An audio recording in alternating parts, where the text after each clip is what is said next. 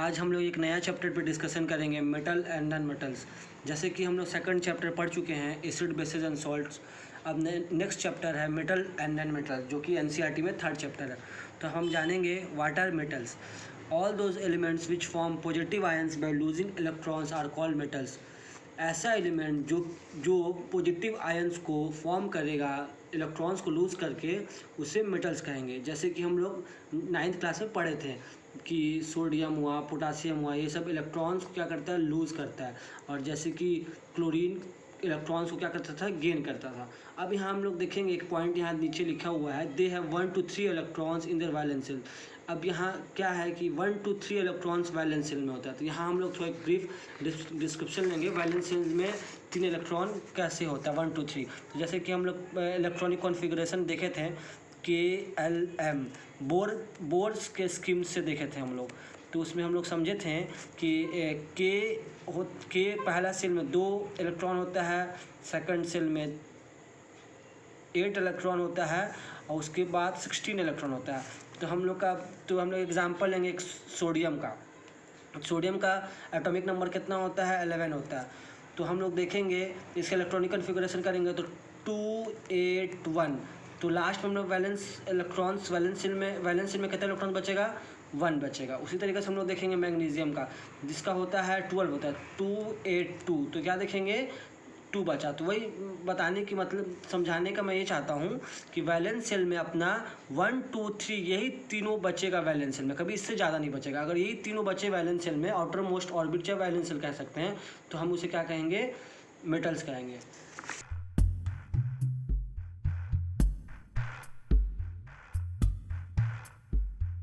फिर हम देखेंगे आप metal physical properties of metal. क्या देखेंगे, physical properties of metal. Metal क्या प्रॉपर्टीज़ कैसा होता है जो हम लोग टच करके जान सके।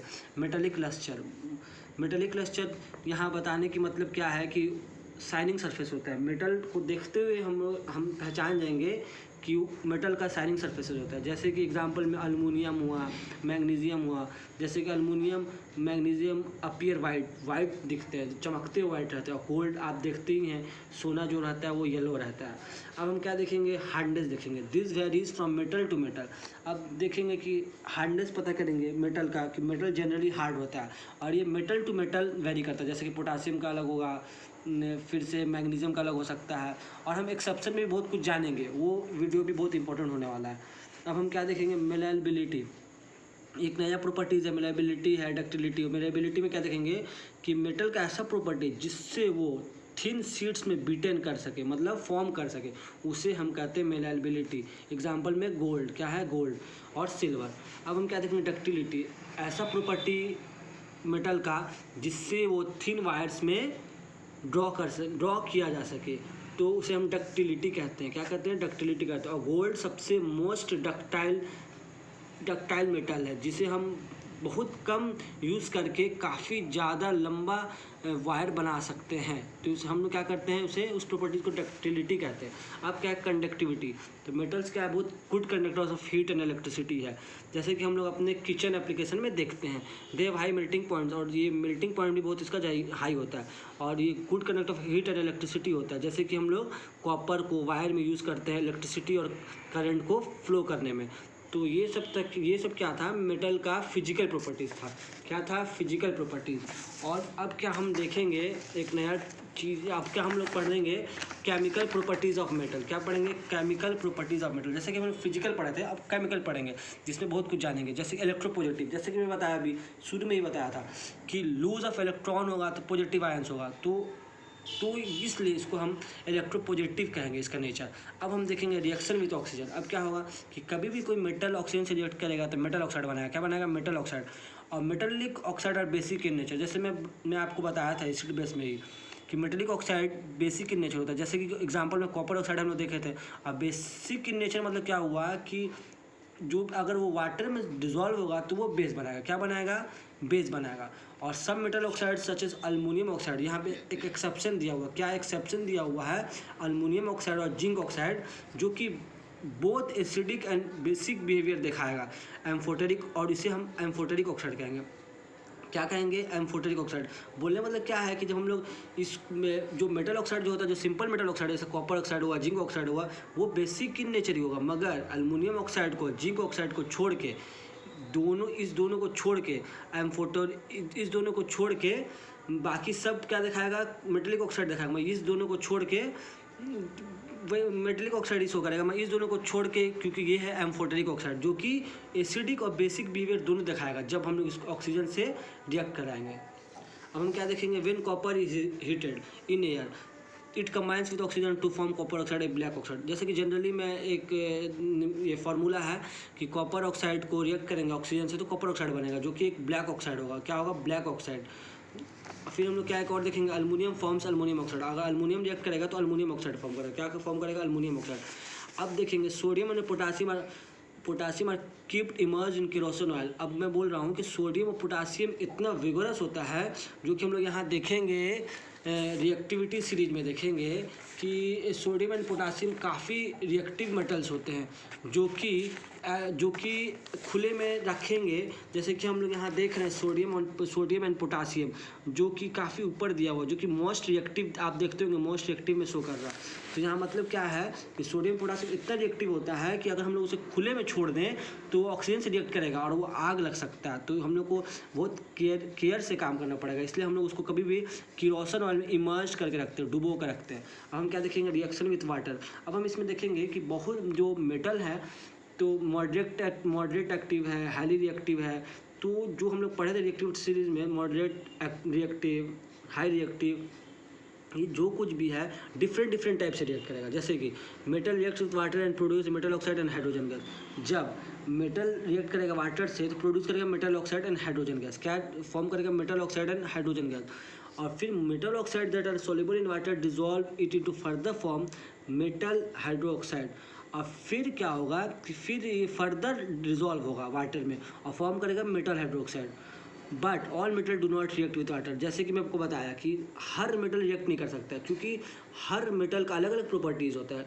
किसी का हाईली रिएक्टिव होता है, कोई लेस रिएक्टिव होता है, कोई मॉडरेट रिएक्टिव होता है, तो सब रिएक्ट नहीं करेंगे। तो अभी हम आगे देखेंगे कि कौन सा मेटल जैसे कि मॉडरेट हो तो कैसे रिएक्ट करेगा, हाई है तो कैसे रिएक्ट करेगा, और लो है चाहे लीस्ट है तो कैसे रिएक्ट करेगा।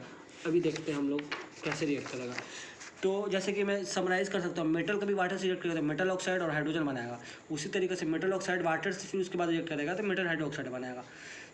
उसी टाइप से हम देखेंगे मेटल लाइक पोटेशियम और सोडियम रिएक्ट, जो कि मेटल जो मैं बताया आपको हाईली रिएक्टिव है रिएक्टिविटी सीरीज में, जैसे कि नाम इसका पोटेशियम और सोडियम है, वो बहुत वॉलेंटली रिएक्ट करेगा, मतलब काफ़ी तेज़ी से रिएक्ट करेगा और वो प्रोड्यूस करेगा पोटेशियम हाइड्रोक्साइड और सोडियम हाइड्रोक्साइड और काफ़ी गर्मी मतलब हीट एनर्जी को लिबरेट करेगा, जो कि इतना हीट लिबरेट करेगा कि अगर वो बाहर अगर निकल जाए तो मतलब फायर को कैच कर सके, मतलब इतना काफ़ी मतलब लिबरेट करता है गर्मी।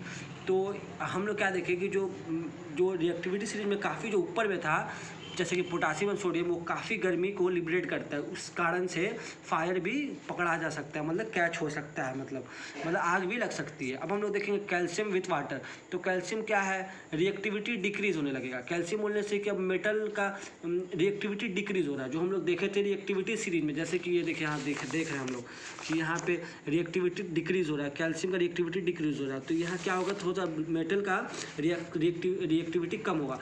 तो ये क्या होगा कि ये इसमें इतना मतलब वॉलेंटरी रिएक्ट नहीं करेगा जिसमें हम क्या करें, इसमें हीट एनर्जी को प्रोड्यूस करें। इसमें सिर्फ हाइड्रोजन निकलेगा और हाइड्रोजन भी निकलेगा और क्या होगा, इसमें कैल्शियम क्या करेगा, फ्लोट करना चालू कर देगा उस फ्लास्क में, समझ लीजिए, मतलब बोलने से कि फ्लास्क में मतलब फ्लोट करना चालू कर देगा और क्या करेगा, और हाइड्रोजन गैस का जो बबल्स है उस मेटल के सरफेस जाके चिपक जाएगा। जैसे सिंपल में जब मैं कैल्शियम को रिएक्ट कराऊंगा वाटर से तो क्या होगा, क्योंकि रिएक्टिविटी सीरीज जो मैं बताया आपको कि रिएक्टिविटी सीरीज जब डिक्रीज़ करेगा तो क्या होगा, कैल्शियम लेस रिएक्टिव है तो वाटर से रिएक्ट करेगा तो लिबरेट नहीं करेगा हीट एनर्जी। तो जब लिबरेट हीट एनर्जी नहीं करेगा तो कैल्शियम क्या करेगा, फ्लोट करना चालू कर देगा और हाइड्रोजन गैस क्या करेगा, उस पर जाके चिपक जाएगा। बबल्स ऑफ हाइड्रोजन गैस क्या करेगा, बबल्स ऑफ हाइड्रोजन गैस चिपक जाएगा।